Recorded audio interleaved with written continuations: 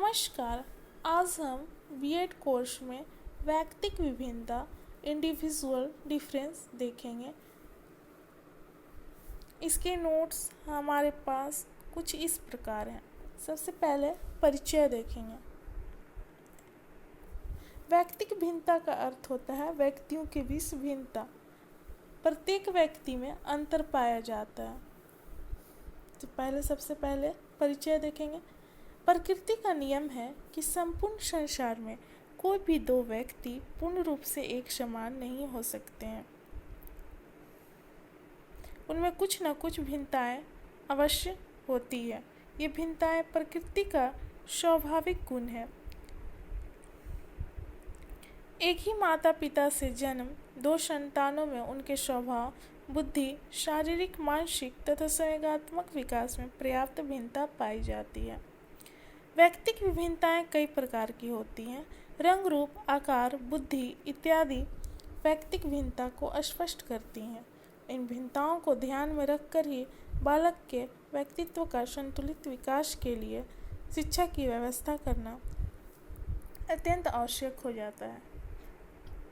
अब देखेंगे वैयक्तिक भिन्नता का अर्थ।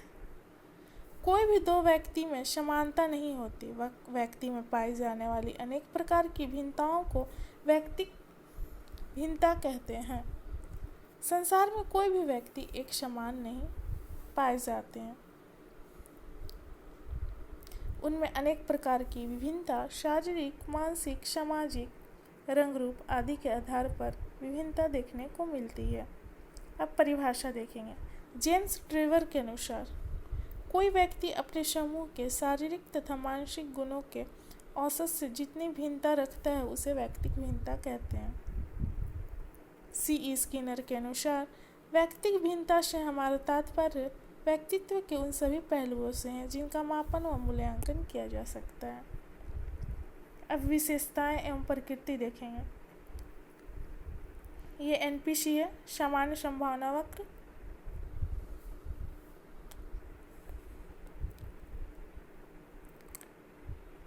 वैयक्तिक भिन्नताएं सभी स्थानों पर पाई जाती हैं। दूसरा, वैयक्तिक भिन्नता कम या अधिक मात्रा में सभी मनुष्यों में पाई जाती है। तीसरा, वैयक्तिक भिन्नताओं का मूल आनुवंशिकता होती है। व्यक्तिगत भिन्नता पर वातावरण का स्पष्ट प्रभाव दिखता है। अगला, व्यक्तिगत भिन्नता में एक प्रकार की निरंतरता होती है। अधिक भिन्नता वाले व्यक्तियों और कम भिन्नता वाले व्यक्तियों में कोई रिक्त स्थान नहीं होता। इस समान संभावना वक्र को देखने से यह स्पष्ट होता है कि प्रारंभ में वक्र ऊपर चढ़ती हुई दिखाई दे रही है और अंत में नीचे जाती हुई दिखाई दे रही है। अगला विशेषता एवं प्रकृति देखेंगे। वैयक्तिक भिन्नता में व्यक्तित्व के केवल मापीय लक्षणों को ही समाहित किया जाता है, जैसे भार, लंबाई, क्रोध, सामाजिक रुचि, रंग, रूप, आकार इत्यादि। अगला,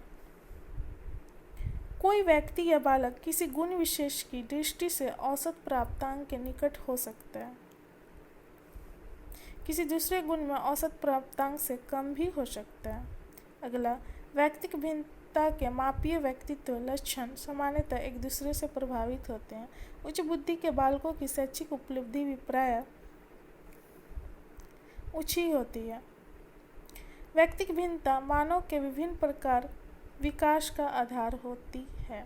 शिक्षा के क्षेत्र में छात्रों के किसी विशेष गुणों 5 वर्गों में बांटा गया है। औसत से बहुत कम,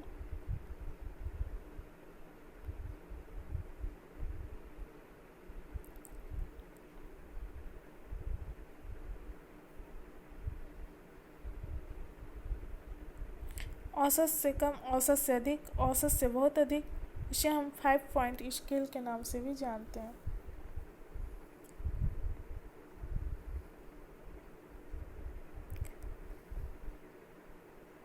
वैयक्तिक भिन्नता के प्रकार। बुद्धि स्तर पर आधारित भिन्नता। प्रत्येक व्यक्ति मानसिक दृष्टि से एक दूसरे से भिन्न होते हैं। कोई बालक प्रतिभाशाली तो कोई अधिक बुद्धिमान, कोई कम बुद्धिमान तो कोई मूर्ख होता है। इन मानसिक भिन्नताओं को समझने के लिए बुद्धि परीक्षाओं की सहायता से बुद्धि लब्धि IQ निकालते हुए भिन्नताओं को समझा जाता है। वैयक्तिक भिन्नता से कुछ बालक प्रतिभाशाली, कुछ तीव्र, कुछ समान एवं कुछ मंद बुद्धि बालकों का पता लगाया जाता है। शारीरिक विकास के आधार पर भिन्नता। शारीरिक भिन्नता की दृष्टि से सभी व्यक्तियों में अनेक प्रकार की भिन्नताएं दिखाई देती है। यह भिन्नता रंग, रूप, भार, कद, शारीरिक गठन, यौन भेद, शारीरिक परिपक्वता इत्यादि के आधार पर होती है। कुछ व्यक्ति मोटे तो कुछ पतले, कोई सबल तो कोई निर्बल, कोई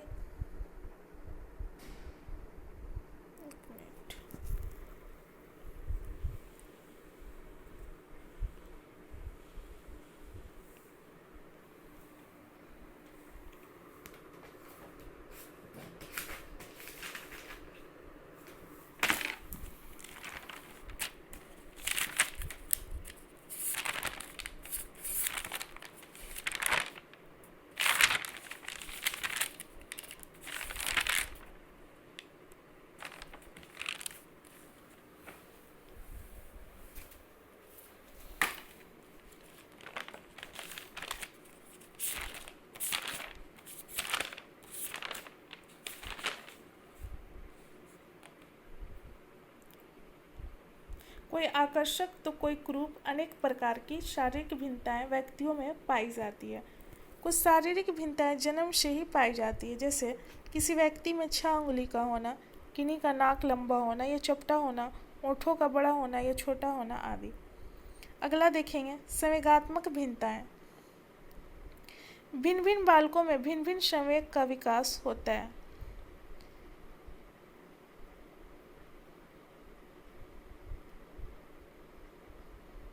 कुछ बालक सदैव प्रसन्न रहते हैं तो कुछ सदैव उदास रहते हैं। कुछ अत्यधिक क्रोधी और चिड़चिड़े होते हैं तो कुछ शांत और गंभीर होते हैं। कुछ बालकों में भावुकता होती है तो कुछ में कम होती है। कुछ बालक संवेगात्मक दृष्टि से स्थिर होते हैं तो कुछ बालक आक्रामक होते हैं। ये सभी भिन्नताएं संवेगात्मक भिन्नताओं के अंतर्गत होती है। अगला देखेंगे गत्यात्मक योग्यताओं में भिन्नता। अगला प्रकार है गत्यात्मक योग्यताओं में भिन्नताएं। कुछ बालकों में किसी कार्य को करने की अधिक कुशलता तो किसी कार्य को करने की कम कुशलता पाई जाती है। ये सभी गत्यात्मक योग्यताओं में भिन्नताओं के कारण होता है। कोई बालक बहुत तेजी से सीखता है तो कोई बालक सीखने में समय लेता है। अगला है सामाजिक विकास में भिन्नताएं। सामाजिक विकास में भी भिन्नताएं पाई जाती है। बालक एवं बालिकाओं दोनों के सामाजिक विकास में अंतर पाया जाता है। बालकों में सामाजिक परिपक्वता देर से आती है। बालकों में सामाजिक गुण बहुत ज़्यादा पाया जाता है एवं बालिकाओं में कम पाया जाता है। कुछ बालकों में नेतृत्व की क्षमता अधिक पाई जाती है, वहीं बालिकाओं में अनुकरण की क्षमता ज़्यादा पाई जाती है। सीखने में विभिन्नता। सीखने के संबंध में बालक एवं बालिकाएं दोनों में बहुत ज़्यादा अंतर दिखता है। विभिन्न आयु के बालक एवं बालिकाओं में ही नहीं बल्कि समान आयु के बालक एवं बालिकाओं में भी सीखने की गति, सीखने की रुचि और सीखने की तत्परता में अंतर पाया जाता है। कुछ बालक सीखने में बड़े कुशल होते हैं तो जो शीघ्र सीख जाते हैं, जबकि कुछ बालक उन्हीं चीज़ को सीखने में समय लेते हैं।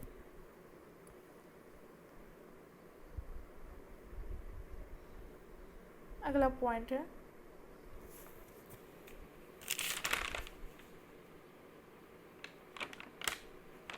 जातीय एवं राष्ट्र संबंधी भिन्नताएं। जाति या राष्ट्र संबंधी भिन्नताएं व्यक्तियों में देखी जाती है। विभिन्न राष्ट्र एवं जाति के नागरिकों में उनकी विभिन्न प्रकार की योग्यताएं एवं क्षमता में स्पष्ट विभिन्नता पाई जाती है। अलग अलग राष्ट्र के लोगों की अलग अलग खान पान होती है जो भिन्नता को दर्शाती है। अगला भिन्नता देखेंगे लिंग विभिन्नता। बालक एवं बालिकाओं में व्यक्तिगत भिन्नता दिखाई पड़ती है। बालिकाएं कोमलांगी परंतु सीखने के बहुत से क्षेत्र में बालकों से आगे होती हैं। बालिकाएं बालकों से अधिक श्रेष्ठ होती हैं। बालिकाओं की श्रेष्ठता के कारण उनके भाषा में अधिकार होता है। उनमें भाषा की श्रेष्ठता बहुत कम उम्र से ही दिखाई देने लगता है, जिससे वह अपने बातों को स्पष्ट बोलती हैं। परंतु बालकों का विद्यालय में आने पर विषय संबंधी ज्ञान में अधिक श्रेष्ठता दिखाई पड़ती है। वह शीघ्र ही ज्ञान अर्जन कर लेता है। अब देखेंगे व्यक्तिक भिन्नता का कारण क्या है। तो वंशानुक्रम का भी प्रभाव व्यक्तिक भिन्नता पर पड़ता है, जो इस प्रकार है। वंशानुक्रम व्यक्तिक भिन्नता का प्रमुख कारण है। वंशानुक्रम से ही बालकों में गुण एवं अवगुण दोनों विकसित होते हैं। अच्छे एवं संस्कारी माता पिता के बालक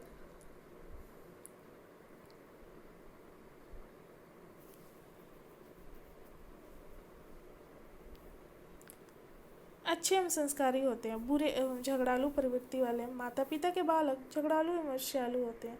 इन्हीं कारणों की वजह से बालकों के रंग रूप माता पिता से मिलते हैं। जैसे जैसे बालक बड़ा होता जाता है वंशानुक्रम का प्रभाव स्पष्ट दिखाई पड़ता है। दूसरा, वातावरण का भी प्रभाव व्यक्ति की विभिन्नता पर पड़ता है। बालक के व्यक्ति की विभिन्नता, वातावरण का व्यक्ति की विभिन्नताओं पर गहरा प्रभाव पड़ता है। बालक जैसे वातावरण में पलता एवं बढ़ता है उसका व्यक्तित्व वैसा ही हो जाता है। जिस स्थान पर गर्म होता है वहाँ के व्यक्ति काले, आलसी एवं अस्वस्थ होते हैं, और जहाँ का वातावरण ठंड होती है वहाँ के व्यक्ति गोरे, परिश्रमी एवं बुद्धिमान होते हैं। व्यक्ति जिस प्रकार के सामाजिक वातावरण में रहता है उसी के अनुरूप उसका रहन सहन, आचार विचार, खान पान एवं व्यवहार परिवर्तित हो जाता है। अब व्यक्ति की विभिन्नता पर आर्थिक स्थिति का भी और शिक्षा का भी प्रभाव पड़ता है। परिवार की आर्थिक स्थिति एवं शिक्षा के कारण भी व्यक्तिक भिन्नता पाई जाती है। माता पिता की आर्थिक स्थिति, रहन सहन, शिक्षा का बालकों पर गहरा प्रभाव पड़ता है। जिन परिवारों की रहन सहन एवं आर्थिक स्थिति अच्छी होती है उनका जीवन स्तर ऊंचा होता है। शैक्षिक वातावरण भी पर्याप्त मिलती है जिसके कारण बालकों की व्यक्तित्व भी अच्छा होता है। जिन परिवार के बालकों में गरीबी है, माता पिता शिक्षित नहीं है, वहाँ के बालक शिक्षा अच्छे रूप से ग्रहण नहीं कर पाते जिसके कारण अच्छी आदतें नहीं सीख पाते हैं और सामान्य बुद्धि एवं मंद बुद्धि के रह जाते हैं। अगला है लिंग संबंधी प्रभाव। बालक एवं बालिकाओं की शारीरिक एवं मानसिक भिन्नताओं में अंतर देखा जाता है। बालकों की अपेक्षा बालिकाएं 1-2 वर्ष पूर्व ही परिपक्वता प्राप्त कर लेती हैं। इसके साथ ही साथ उनके सोचने, विचार करने, कार्यशैली में अंतर दिखाई पड़ता है। बालिकाएं कोमल, दयालु, ममतामयी, स्नेहमयी, लज्जालु और शांत प्रकृति की होती हैं, जबकि बालक कठोर, वीर, उदंड, क्रोधी, चतुर, साहसी एवं कुशल होते हैं। बालकों में कार्य करने की क्षमता अत्यधिक होती है। अब अगला देखेंगे जाति एवं देश का भी प्रभाव व्यक्तिक भिन्नता पर पड़ता है। जाति, प्रजाति एवं देश का भी प्रभाव व्यक्तिक भिन्नता पर पड़ता है। सभी धर्म, हिंदू, मुस्लिम, सिख, ईसाई लोगों के आचार, विचार एवं रहन सहन में पर्याप्त भिन्नता देखने को मिलता है। जो व्यक्ति जिस जाति और देश में जन्म लेता है वह उसकी विशेषताओं को लिए हुए होता है। इसी प्रकार भिन्न भिन्न राष्ट्रों के व्यक्तियों के स्वभाव, रुचि, शारीरिक एवं मानसिक स्थिति एवं व्यक्तित्व में जो भी अंतर पाया जाता है वह उन देशों एवं जातियों की भिन्नताओं के कारण ही होता है। अगला देखेंगे परिपक्वता। परिपक्वता समय के साथ प्रतिवर्ष बालक की शारीरिक तथा मानसिक सामर्थ्य, योग्यता, रुचियों तथा प्रवृत्तियों में अभिव्यक्ति करते हैं। जैसे जन्म के समय मानव शिशु चल फिर नहीं पा सकता, किंतु 1 वर्ष के बाद प्रकृति उसे चलने योग्य बना देती है। 2 साल बाद वह दौड़ने लगता है। इसी प्रकार मानसिक परिपक्वता आने के बाद वह कुछ बोल सकता है, कुछ पढ़ लिख भी लेता है। इस प्रकार कुछ प्राकृतिक तथा कुछ वातावरण संबंधी कारणों से परिपक्वता शीघ्र या देर में आ जाती है। अगला आयु तथा बुद्धि।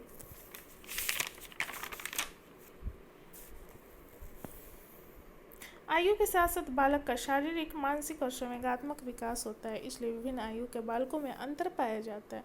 बुद्धि जन्मजात गुण होने के कारण किसी को प्रतिभाशाली और किसी को मूर्ख बनाकर अंतर को स्पष्ट रेखा खींच देती है।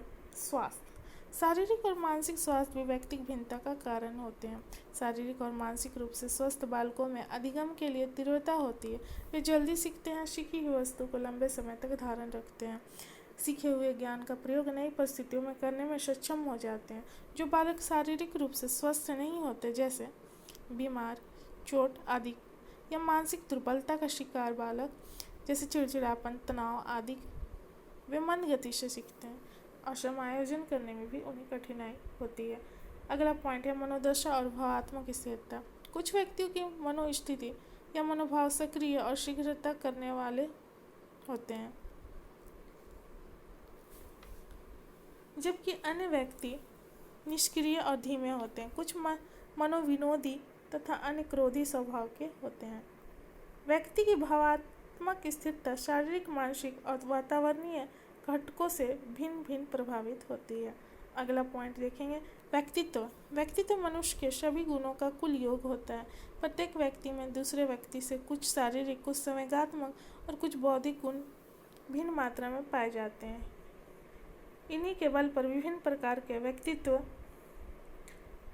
बताए जाते हैं। कुछ विनम्र, कुछ सामाजिक, कुछ एकांत प्रिय, कुछ ईमानदार, कुछ बेईमान, कुछ आलोचनात्मक, कुछ सहानुभूति करने वाले, कुछ दुर्बल, दुबले पतले पाए जाते हैं। अतः इस प्रकार की भिन्नता व्यक्तित्व के कारण होते हैं।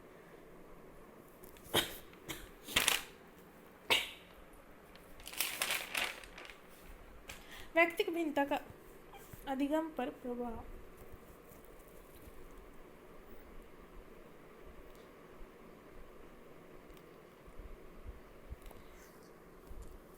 अधिगम का अर्थ सीखना होता है। यह एक ऐसी प्रक्रिया जो जीवन पर्यंत चलते रहता है। व्यक्ति कहीं भी किसी भी समय सीख सकता है। एक जरूरी नहीं होता है कि वह शिक्षक से ही सीखे, वह हर पल सीखते रहता है।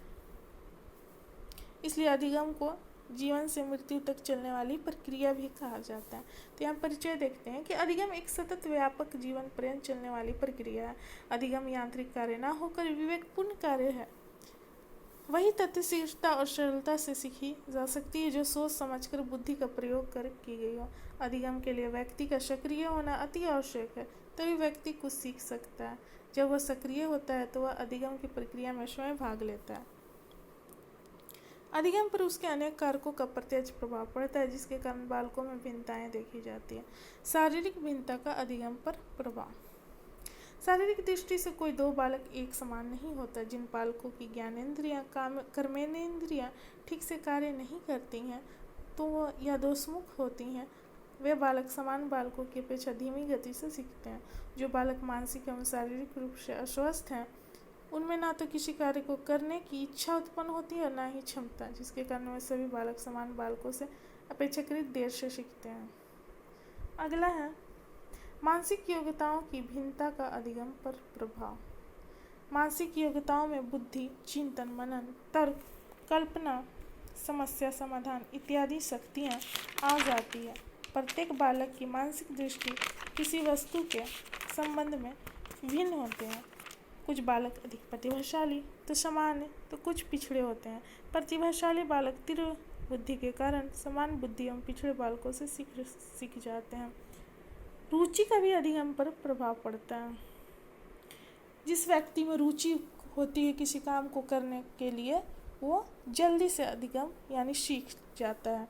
और अगर रुचि नहीं रहेगी तो वह कठिन प्रयास के बाद भी उसे सीखने में बहुत देरी होती है और वो अच्छे से सीख भी नहीं पाता। रुचि मानसिक क्रियाओं से संबंधित होती है। जो बालक जिन विषयों और क्रियाओं में रुचि रखते हैं उनको अपेक्षाकृत अधिक तीव्र गति से सीखते हैं और सीखे गए ज्ञान तथा क्रिया को लंबे समय तक याद रखते हैं। रुचि के अभाव में प्रतिभाशाली बालकों के सीखने पर अधिक प्रभाव पड़ता है। अभिप्रेरणा का अधिगम पर प्रभाव। अधिगम पर अभिप्रेरणा का बहुत अधिक प्रभाव पड़ता है। बालकों की रुचि, बुद्धि एक समान होने के बाद भी जिन बालकों को प्रेरित किया जाता है वे तीव्रता से सीखते हैं, क्योंकि अभिप्रेरणा उनके अंदर भावात्मक और क्रियात्मक दोनों पक्षों का विकास करके सीखने के लिए उनको क्रियाशील बनाती है। प्राय अभिप्रेरणा मोटिवेशन का काम करता है, जो व्यक्ति को अंदर से किसी काम को करने के लिए उत्साहित एवं प्रोत्साहन देता है। संवेगिक भिन्नता का अधिगम पर प्रभाव। संवेग होता है, संवेग का अर्थ होता है ईर्ष्या, हंसना, खुश होना, रोना। तो यहाँ पर देखते हैं व्यक्तिगत भिन्नता का प्रभावात्मक क्षेत्र बालकों में पाए जाने वाले संवेगिक भिन्नता है। बालकों में भिन्न संवेगों का विकास विभिन्न प्रकार से होता है। जैसे कुछ बालक जल्दी क्रोधित हो जाते हैं, जब कुछ बालक धैर्य रखते हैं, कुछ बालक जल्दी चिंतित होते हैं, कुछ उदास होते हैं, तो कुछ साहसी होते हैं, तो कुछ सदैव प्रफुल्लित रहते हैं। इन सभी तथ्यों का प्रभाव बालक के अधिगम पर पड़ता है।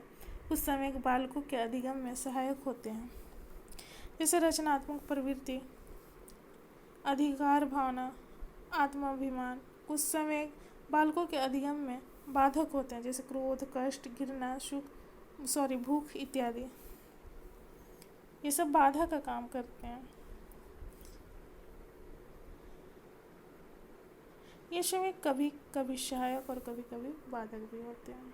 अगला देखेंगे सामाजिक भिन्नता का अधिगम पर क्या प्रभाव पड़ता है।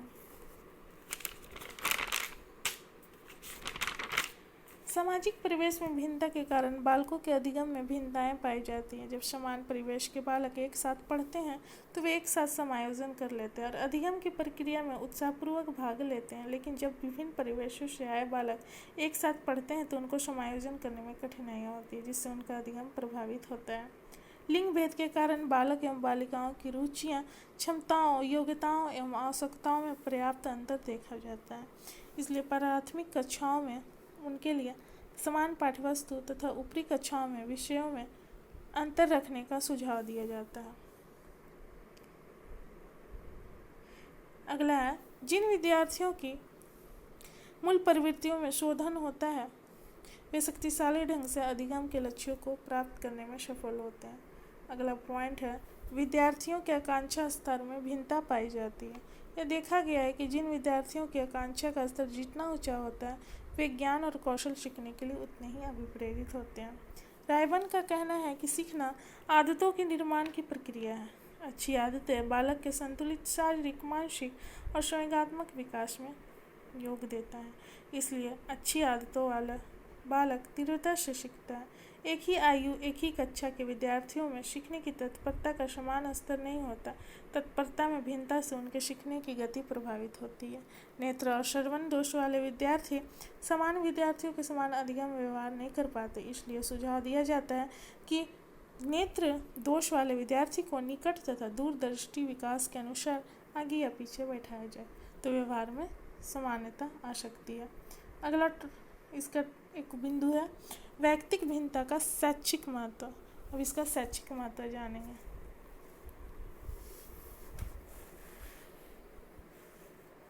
बालकों के व्यक्तिगत भिन्नताओं का शिक्षा में महत्वपूर्ण स्थान है। प्रत्येक बालक एक दूसरे से भिन्न होते हैं। उनकी अपनी अपनी क्षमताएं, योग्यताएं, रुचियां एवं शक्तियां होती हैं। इसलिए प्रत्येक बालक की शिक्षा उसकी विशेषताओं को ध्यान में रखकर दिया जाना चाहिए। इन बालकों की शिक्षा की व्यवस्था करने में निम्न तथ्यों को ध्यान में रखना चाहिए, जो इस प्रकार है। पहला, कक्षा का आकार। कक्षा में विद्यार्थियों की संख्या अधिक होने पर शिक्षक के लिए अधिगम कराना अत्यंत कठिन हो जाता है कि वह व्यक्तिगत भिन्नताओं के आधार पर उनकी शैक्षिक आवश्यकताओं की पूर्ति कर सके। इसलिए कक्षा के विद्यार्थियों को 3 समूहों में बांटकर निम्न, औसत और उच्च कक्षा के आकार को छोटा करना चाहिए, जिससे शिक्षक उनकी व्यक्तिगत चरित्र से भलीभांति परिचित हो सके। पाठ्यक्रम का निर्माण करना।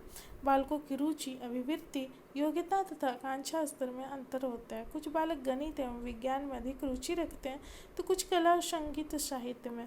अतः सभी बालकों के लिए एक जैसा पाठ्यक्रम उचित नहीं है। इसलिए पाठ्यक्रम में लचीलापन एवं विभिन्नता होनी चाहिए। शिक्षा के उद्देश्य निर्धारण में वर्तमान में किसी भी स्तर की शिक्षा का उद्देश्य उस स्तर के औसत विद्यार्थियों की दृष्टि से निर्धारित किए जाते हैं और उच्च आदर्शों के स्थान पर यथार्थ के धरातल पर निश्चित किए जाते हैं। विद्यार्थियों का वर्गीकरण। कक्षा में विद्यार्थियों का वर्गीकरण शारीरिक और मानसिक योग्यताओं के आधार पर किया जाना चाहिए। एक जैसी मानसिक योग्यता वाले बालकों को एक ही पद्धति से सिखाया जा सकता है। एक जैसी शारीरिक और मानसिक योग्यता व क्षमता वाले बालकों में स्वस्थ प्रतिस्पर्धा का विकास किया जा सकता है। शिक्षण विधियाँ। व्यक्तिगत भिन्नता के आधार पर ही शिक्षण विधियों का प्रयोग करना चाहिए। एक ही विधि से समस्त विद्यार्थियों को पढ़ाना अमान्य वैज्ञानिक होता है। इसलिए व्यक्तिगत भिन्नता के आधार पर उन्हें अलग अलग शिक्षण विधियों का प्रयोग कर पढ़ाना चाहिए ताकि वह सरलता से शिक्षण प्रक्रिया को ग्रहण कर सकें। व्यक्तिगत शिक्षण। विद्यार्थियों की मानसिक योग्यता में अत्यधिक विभिन्नता होती है। डाल्टन योजना, प्रोजेक्ट पद्धति, मॉन्टेसरी पद्धति, किंडरगार्टन पद्धति कुछ ऐसी पद्धतियाँ हैं जो व्यक्तिगत शिक्षण पर आधारित है। इनमें सीखने वाले को स्वयं अपने गति के अनुसार सीखने का अवसर प्रदान किया जाता है। इन पद्धतियों को शिक्षण में प्रयोग किया जाना चाहिए। आज व्यक्तिगत शिक्षण के लिए अभिकर्मिक अनुदेशन का विशेष प्रयोग हो रहा है। इससे बालक अपनी क्षमता के अनुसार स्वयं अपनी गति से सीखता है। गृह कार्य। किसी भी कक्षा के विद्यार्थियों में से निम्न स्तर के विद्यार्थियों को अपेक्षाकृत कम, औसत स्तर के विद्यार्थियों को औसत और उच्च स्तर के विद्यार्थियों को अपेक्षाकृत अधिक गृह कार्य दिया जाना चाहिए। तो हमारे यहाँ पर ये टॉपिक समाप्त होता है। धन्यवाद।